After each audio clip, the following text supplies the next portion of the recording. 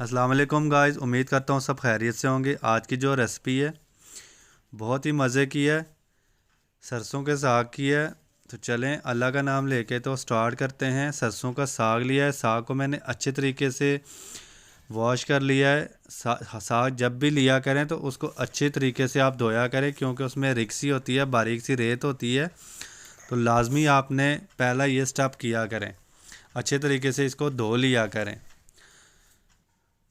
दो के मैंने कटिंग कर ली है और मैंने आधा किलो आलू लिए हैं, तो आलू की भी मैंने ऐसे कटिंग कर ली है। बहुत बारीक नहीं की है, दरमियाने साइज़ के मैंने आलू की कटिंग की है। अब मैंने एक कढ़ाई ली है, कढ़ाई में मैंने सरसों का साग डाल दिया है और इसमें सबसे पहले हम पानी डालेंगे। एक गिलास मैंने पानी डाला है इसमें, क्योंकि ये जो साग होता है अपना भी पानी छोड़ता है, तो इसलिए मैं एक गिलास डालूँगा और बॉयल के लिए रख दूंगा इसे, ताकि अच्छे तरीके से ये बॉयल हो जाए और ये पके। ये देखें, बॉयल के लिए मैंने पानी डाल दिया इसमें। आंच को मीडियम आंच पे रखना है। तकरीबन मैंने 20 मिनट के लिए इसको रख दिया था ढाँप के। ये देखें 20 मिनट हो गए। ये देखें कितना ज़बरदस्त ये बॉयल हो गया है और कितना ये पानी है। तो जो पानी बचेगा वो हमने निकाल लेना है और साग को भी निकाल के साइड पे रख देना है। ये देखें, एक छानने की मदद से इसको छान लेना है आपने साग को, और पानी इसका गिरा देना है आपने। एक बड़े साइज़ का मैंने प्याज लिया है, प्याज की मैंने ऐसे कटिंग कर ली है। 1.5 कप ऑयल डाला है मैंने, और इसमें सबसे पहले हम प्याज को हल्का सा लाइट ब्राउन करेंगे। ये देखें, प्याज को सबसे पहले हमने पकाना है अच्छे तरीके से। ये देखें प्याज का कलर आहिस्ता आहिस्ता चेंज हो रहा है।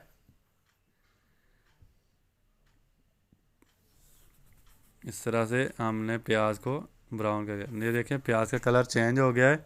अब हम इसमें 1 टेबलस्पून अदरक लहसुन का पेस्ट डालेंगे। साग मैं थोड़ा बना रहा हूँ, इसलिए मैं थोड़ी क्वांटिटी में चीज़ें डाल रहा हूँ। जितनी चीज़ आपने बनानी है उस मिकदार से आपने चीज़ें इसमें डालनी है।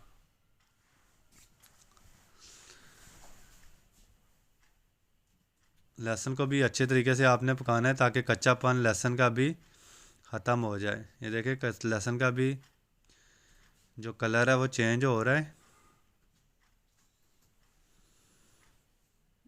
ये देखिए, लहसुन डालने से बड़ी अच्छी खुशबू आने लग गई है। अब मैं इसमें 1 टेबलस्पून ज़ीरा डालूँगा। ज़ीरे से भी बड़ी अच्छी खुशबू आती है।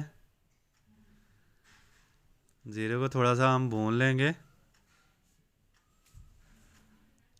और अब हम इसमें आलू डाल देंगे। आलू डालने के बाद आलू को हमने अच्छे तरीके से ऑयल में फ्राई करना है। ये देखें ऐसे भूनना है अच्छे तरीके से।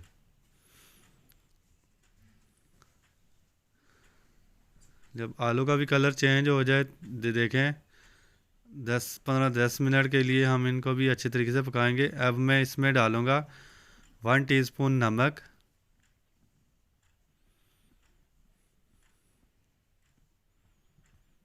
ये गांव में जो बनाते हैं सरसों का साग, इस स्टाइल में मैं बना रहा हूँ, जो अमूमन घरों में बनाते हैं।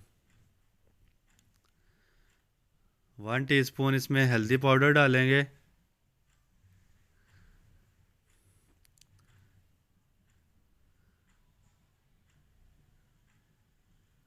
1 टीस्पून इसमें पिसी हुई लाल मिर्च डालेंगे। अच्छे तरीके से इसे मिक्स करेंगे और हिलाएंगे। थोड़ा सा ये जो इंग्रेडिएंट डालेंगे इनको पकाएंगे।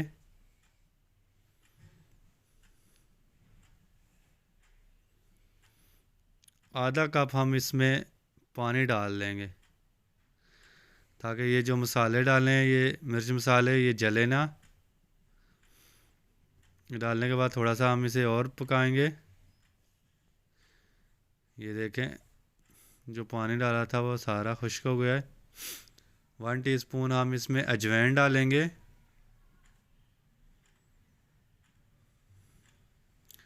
अजवाइन से भी बड़ा अच्छा टेस्ट आएगा। 3-4 हरी मिर्चें डालेंगे।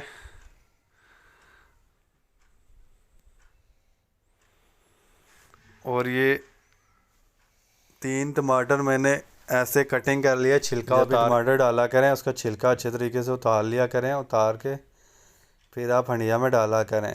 तो इसी तरह मैंने टमाटर का छिलका ऑलरेडी पहले उतार लिया था और बारीक सी कटिंग कर ली थी। अब तकरीबन 10-15 मिनट के लिए मैं इसको ढाँप के रख दूँगा ताकि टमाटर भी गलें और आलू की जो थोड़ा सा कच्चापन है वो भी पक जाए।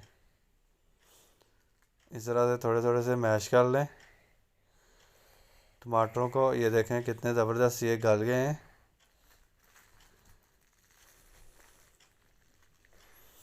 बहुत प्यारी खुशबू आ रही है।